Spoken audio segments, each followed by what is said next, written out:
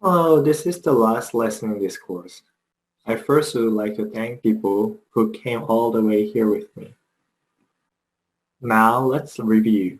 We have glimpsed about Korean grammar, learned about dialects, and how Korean syllables are formed in Lesson 2.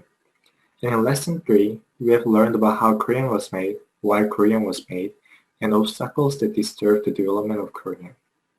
In Lesson 4, we learned about K-pop, Confucianism, traditional houses of Korea, why Koreans take their shoes off in their house, and traditional palaces of Korea.